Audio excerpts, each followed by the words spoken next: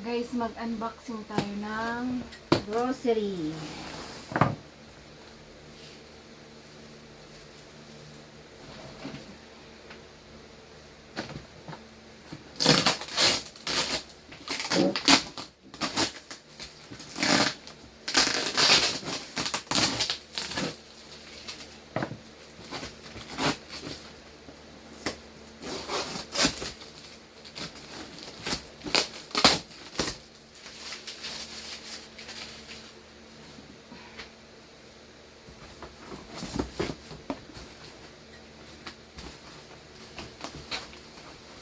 Meron tayong grapes,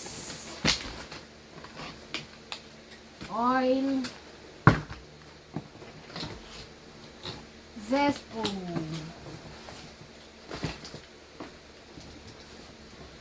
Gatorade,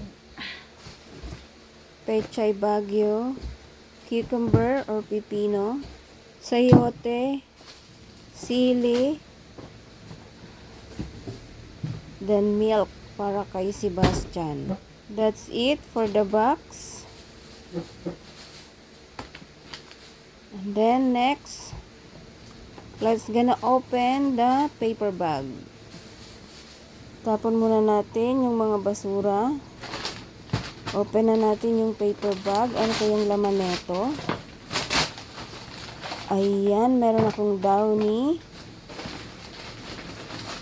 Sabon, hindi talaga nawawala yan sa everyday life. Next, paper bag. Meron akong bread.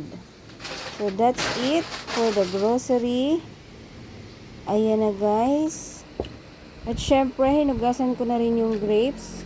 Tikman natin. Kain tayo guys. Rest muna for a while and then cooking. 1 kilo nga pala yung nabili kong grapes at seedless at matamis siya guys, ang sarap.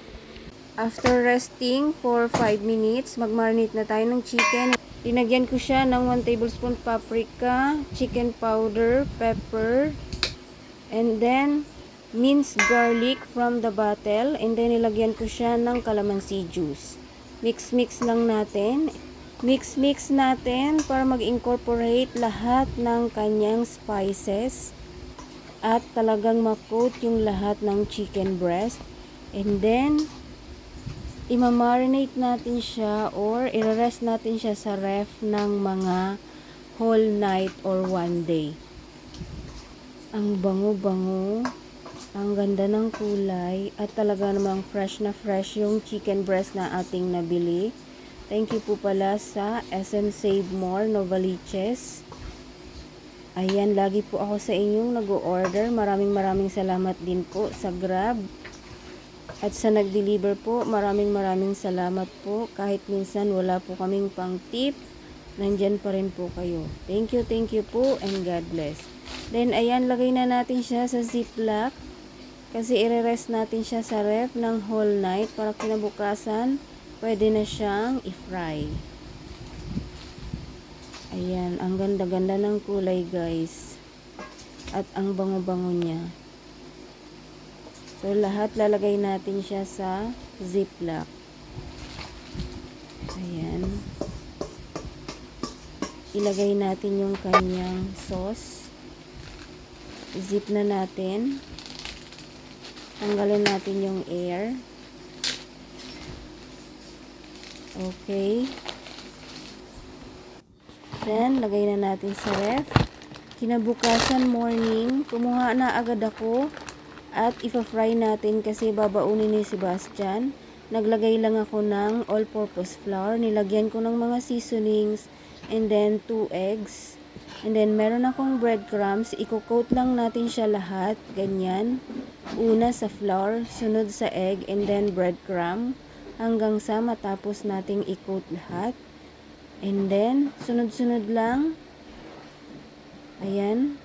Hindi na ako gumamit ng gloves yan guys kasi nagugas naman ako. Then, magpainit na tayo ng mantika. Kapag mainit na, lagay na natin siya, fry na natin siya. Deep fry yan guys. Ang ginamit ko nga pala dyang oil is coconut oil. Ayan.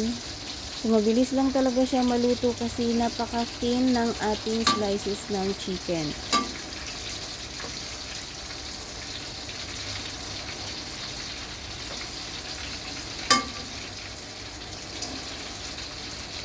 Kapag brown na siya, okay na siya. Ayan. Ang ganda ng pagkaka-fry ko kasi hindi nasunog. Binantayan ko talaga siya, guys.